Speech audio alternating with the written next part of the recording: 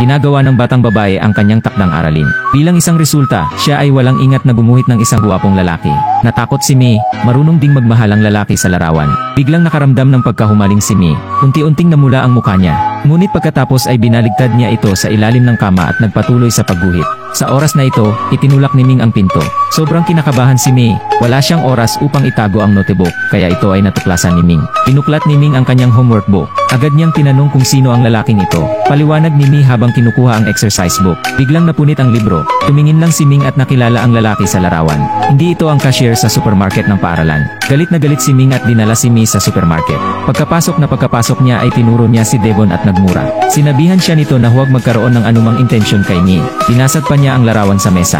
Gusto na talaga ni Mei na ilagay sa ulo niya ang kanyang pantalon. Pinagtatawanan siya ng lahat ng tao sa paligid. Pagkasabi nun, tinulak ni Ming si Mei palabas ng pinto at umalis. Dahil dito ay nakaramdam siya ng sobrang hiya. Totoong wala ng mukha na titignan. Pagkauwi niya, hinawakan niya ang ulo niya at umiyak. Sa gabi, kakaiba rin ang panaginip niya. Nang magising siya, naging pulang panda ang kanyang katawan. Nakarinig si Ming ng ingay sa pag-aakalang darating ang kanyang anak. Mabilis siyang nagpunta para kumuha ng isang kahon na puno ng mga tampon. Dahil dito ay nalilito si Mei sa kung ano ang gagawin. Buti na lang, pagkaraan ng ilang sandali, bumalik siya sa normal. Kulang na lang kontrolin niya ang kanyang emosyon. Kung hindi siya nabalisa, hindi siya magiging panda. Matapos mabawi ang kanyang emosyon, pumasok si Mei sa paaralan. Nagpanggap siya na parang walang nangyari. Ngunit dumating si Ming para guluhin ang lahat. Nakipagtalo siya sa security guard sa paaralan. Binigyan din niya si Mei ng mga sanitary napkins sa harap ng kanyang mga kaklase. Biglang nakaramdam ng sobrang hiya si Mei. Pagkatapos ay bumalik siya sa panda. Padabog na tumakbo palabas ng classroom si Mei. Dumaan siya sa sulok, tumakbo pa uwi at nagtago. Nagtago siya sa kumot. Ayaw niyang harapin ang lahat ng nangyari.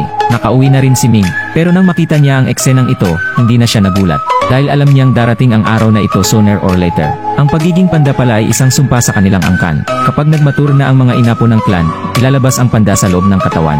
Matapos marinig iyon, labis na nagalit si Mei. Sinisi niya ang kanyang ina dahil hindi niya sinabi sa kanya ang totoo. Tapos nagkulong siya sa kwarto niya. Panay ang torture niya sa katawan niya. Sa oras na ito, pumunta ang kanyang mga kaibigan sa kanyang bahay upang hanapin siya. Hindi natakot ang mga taong nakakita sa kanyang panda form. Sa kabaligtaran, patuloy nilang pinasaya siya. Hinahayaan siyang kunin ang hindi pangkaraniwang katawan na ito. Masiglang niyakap siya ng lahat dahilan para kumalma siya at bumalik sa kanyang anyong tao. Ang paraan upang makontrol ang mga emosyon ay ang tanggapin ang pagpaparaya at pagmamahal ng mga kaibigan. Tapos sinabi ni Ming kay Mei, may paraan siya para itaboy ang rakon sa katawan niya. Kung gusto mong basagin ang sumpa, kailangan mong gawin ang ritual sa gabi ng pulang buwan. Isil ang kaluluwa ng panda. Pero may date kayo ng mga kaibigan mo. Gusto nilang sabay na bumaba sa idol concert. Dahil para sanayin ang kanyang kakayahang kontrolin ang mga emosyon, sinabi ni Mei kay Ming na gamitin ang lahat ng paraan para pukawin siya. Para masiguradong hindi siya magiging panda. Mula doon, makakatulong ito sa kanya na lumapit sa kanyang idolo. Ngunit naniniwala si Ming na ang paghabol sa mga idolo ay maaari lamang magsakripisyo ng magandang kinabukasan. Kaya tinanggihan niya ang babae. Pero hindi sumuko si Mei. Tinawag niya ulit ang kanyang mga kapatid. Ang mga tao ay nag-iisip ng mga paraan upang kumita ng pera sa pagpunta sa mga konsyerto. Ngunit ang isang tao ay nangangailangan ng $200. Ang 4 na tao ay hanggang $800. Saan pupunta para kumita ng ganoon kalaking halaga? Sa oras na ito, nag-transform si Mei bilang isang panda at inaaliw ang kanyang mga kaibigan. Nakita siya ng ilang kaklase niya.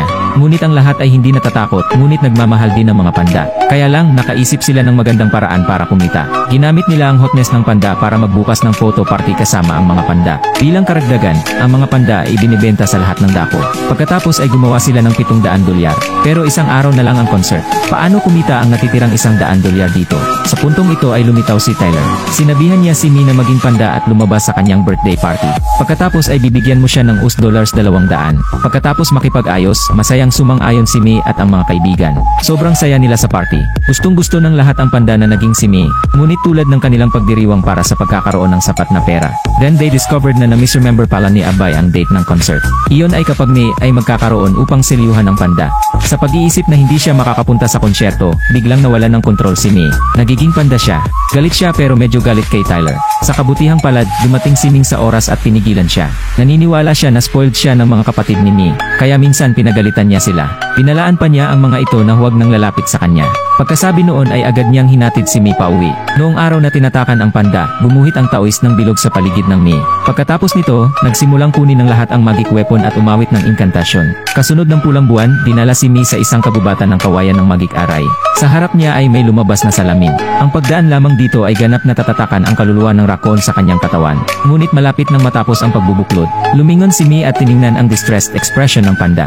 Naalala niya ang mga magagandang pagkakataong magkasama sila. Bigla siyang nanlambot. Biglang sumuko si Mi sa pagbubuklod. Iniisip ni Ming na nabigo ang ritual at hinihikayat siyang subukang muli. Ngunit dahil gusto ni Mi na panatilihin ang panda, gumamit siya ng puwersa para makatakas sa kanyang pamilya. Tumakbo siya papunta sa palabas. Ang pagkilos na ito ay labis na ikinagalit ni Ming. Kasabay nito, ginising din ito ang diwa ng panda sa kanyang katawan. Sa oras na ito, naabot na ni Mi ang pagtatanghal ng konsyerto. Siya at ang kanyang mga kaibigan ay nagsimulang magsisigawan. Sa sandaling ito, mula sa malayo ay dumating ang isang dagundong. Si Ming yun, nag-transform si Ming bilang isang higanting panda at nagmamadaling lumapit. Nahuli niya si Mi at sinira pa ang performance. Galit na galit si Mi, humiwalay siya sa kamay ng kanyang ina at sinabi ang mga iniisip na matagal na niyang pinipigilan. Inaasahan niyang magkaroon ng sariling libangan at hangarin. Hindi ang iba pang mahigpit na pangangasiwa ni Ming. Nagalit si Ming matapos itong marinig. Hinampas niya ito ng buntot. Agad na sinamantala ng lahat ang pagkakataon na hinayaan ni Mi na kaladkarin si Ming. Kailangan nilang gumuhit ng bilog sa paligid niya at selyuhan ng panda. Ngunit sa hindi inaasahang pagkakataon, hindi nag-ingat si Mi at pinaalis si Ming sa bilog. Malapit nang mawala ang pulang buwan, lahat ay nagmamadaling ilabas ang panda sa kanilang katawan. Sabay nilang tinulungan si Mi na hilahin si Ming sa ring. Pagkatapos nito, sila at ang lahat sa pagtatanghal ay sabay-sabay na umawit ng spell.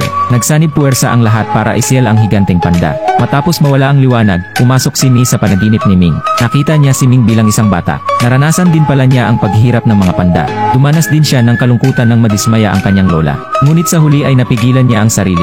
Nakikiramay si Mi sa lahat ng pinagdadaanan niya. Panay ang aliw niya kay Ming. Dinala niya siya sa kagubatan ng kawayan. Hinayaan siyang maibalik ang kanyang orihinal na anyo. Dumaan ang lahat sa salamin at muling pinatakan ang panda sa loob ng katawan. Ngunit pinili pa rin ni Mi na manirahan kasama ang panda. Pero sa pagkakataong ito, hindi na siya pinilit ni Ming. Iginagalang niya ang kanyang pinili. Ang katapusan ng kwento ay hindi pinabayaan ni Mi si Ming. Ginagamit niya ang kaibig-ibig na panda na ito upang magdala ng kagalakan sa mga taong nakatira sa malapit. Itinuring siyang kamag-anak ng lahat.